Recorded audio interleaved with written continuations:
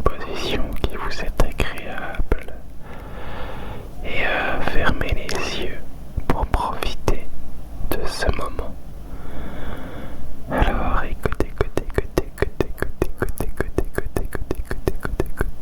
North Greenwich, fin mai, 3 heures avant le lever du soleil, le fleuve était désert. Le courant tendait les amarres des péniches sombres et une marée d'équinoxe de printemps libérait doucement de petites sloops de la vase où il reposait. Une brume légère s'élevait des seaux et dérivait vers l'intérieur des terres, par-delà les comptoirs des marchands, de fournitures pour bateaux, sur le dôme du millénaire désert et d'étranges paysages lunaires et désolés. Avant de s'arrêter, 500 mètres plus loin, sur un terrain vague encombré de machines. Le double pinceau de phare balayait la nuit et une voiture de patrouille s'engagea dans la voie d'accès, son gyrophare bleu tournant silencieusement. Elle fut imitée un moment plus tard par une deuxième, puis une troisième. Durant 20 minutes, d'autres véhicules de police convergèrent sur le terrain.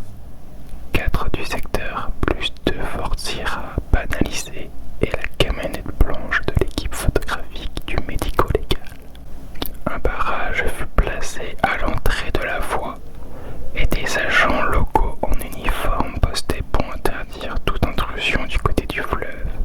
Le premier représentant de la police judiciaire se mit en rapport avec le central de Croydon et demanda le numéro du service régional des enquêtes sensibles. À 9 km de là, l'inspecteur principal Jack Cavery de l'équipe B du CRES fut réveillé dans son lit. Il resta un moment à cligner des yeux dans le noir, le temps de remettre ses idées en place et dut lutter contre l'envie de glisser à nouveau dans le sommeil. Après une profonde inspiration, il se força à rouler hors du lit. Il passa dans la salle de bain et s'aspergea le visage d'eau froide. Plus de Glenmorangie pendant la semaine, Jack. Promets-le maintenant. Allez, promets. Il s'habilla sans trop de hâte, car il préférait arriver complètement éveillé et en pleine possession de ses moyens. Il choisit une cravate, quelque chose de discret. Ces gars-là n'aiment pas trop qu'on soit plus élégant qu'eux. Accrocha son alphapage à sa ceinture, avala un café, instantané comme toujours, avec du sucre mais sans lait. Et surtout tu ne manges rien, parce que tu ne sais pas ce que tu vas devoir examiner. 2 tasses de café plus tard, une cigarette coincée entre les dents, il roulait dans les rues vides de Greenwich vers le lieu du crime, où le commissaire de la police judiciaire Steve Maddox, un petit homme prématurément grisonnant, impeccable comme toujours dans son costume marron, l'attendait à l'extérieur du terrain. Il faisait les 100 pas sous un réverbère solitaire, ses clés de voiture cliquetant entre ses doigts, tandis qu'il se mordillait l'intérieur des joues. Il vit la voiture de Jack qui arrivait et stoppait. La rejoignit, posa un coude sur le toit et se pencha vers la vitre baissée pour dire « J'espère que vous ne venez pas de manger » et tira le frein à main. Il prit des cigarettes et du tabac dans la boîte à gants. « Génial, exactement ce que j'espérais entendre. Vous m'invitez à souper ?» Celle-là, elle a fait son temps, rétorqua Maddox en reculant pour laisser Jack sortir du véhicule. Une femme en moitié enterrée en plein milieu d'un terrain vague. Vous y êtes allé? Non, c'est un gradé du coin qui m'a dit ça. Et il jeta un coup d'œil par-dessus son épaule vers le groupe derrière lui, et quand il se retourna, sa voix fut plus basse.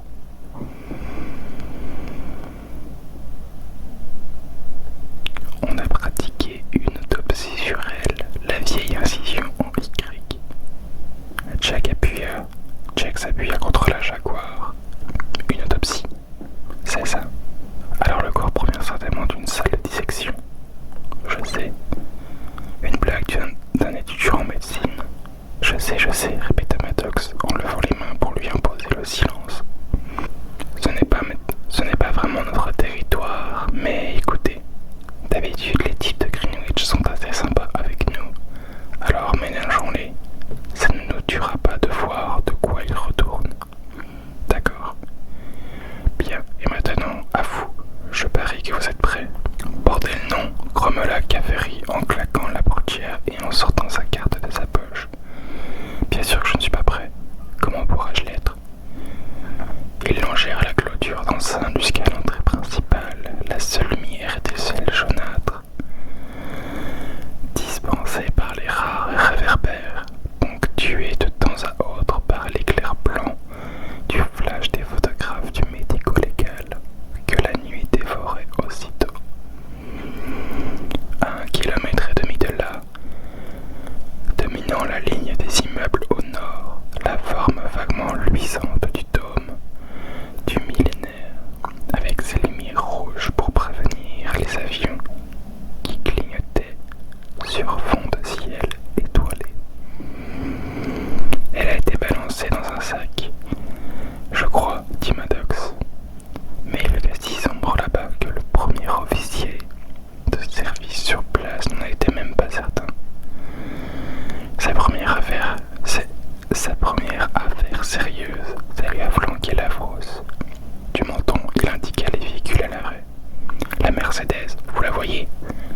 Ouais, fit Caffery se ralentir.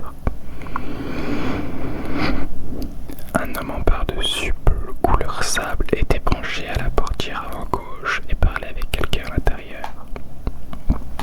Le propriétaire, il y a beaucoup de travaux et de rénovations et de construction dans le coin avec le dôme du millénaire. Il a dit que la semaine dernière il avait embauché une équipe pour nettoyer le terrain. Ils ont probablement dérangé la dernière demeure de la fille sans le savoir. Ils travaillent avec de très gros engins. C'est à 1h du matin. Ils s'arrêta devant l'entrée, ils montrèrent leurs cartes et passèrent sous les panneaux plastiques délimitant le périmètre de sécurité. À 1h du matin donc, reprit Maddox, 3 jeunes qui s'amusaient à des jeux à la con ont trébuché sur elle. On les a embarqués au poste. La coordinatrice nous en dira plus. Elle a déjà reconnu les lieux. L'inspectrice Fiona Quinn, la coordinatrice venue du yard, les attendait dans un espace dégagé et éclairé à giorno,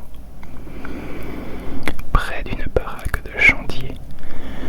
Avec sa combinaison de travail blanche, elle semblait un peu fantomatique. Elle releva lentement sa capuche en un geste solennel. Maddox se chargea des présentations. Jack, voici l'inspectrice chef Quinn, Fiona, mon nouvel inspecteur principal, Jack Caffery. Ce dernier approcha d'un pas, la main tendue. Enchanté de faire votre connaissance. Moi de même, répondit la jeune femme qui ôta ses gants de latex et serra la main offerte. Votre première, n'est-ce pas? Avec la CRES, oui. Eh bien, j'aimerais pouvoir vous proposer une affaire moins moche. Ce n'est pas très joli à l'intérieur, pas joli du tout même. Quelque chose a fendu le crâne, un des engins sans doute. Elle est sur le dos. Elle se renversa en arrière pour mimer la pose, bras en croix. Dans la lumière, Caffery aperçut l'éclamat des plombages. À partir de la taille, elle est enterrée sous du béton précontraint, un morceau de trottoir ou quelque chose d'approchant. Le corps est là depuis longtemps. Elle remit ses gants et offrit un masque en coton.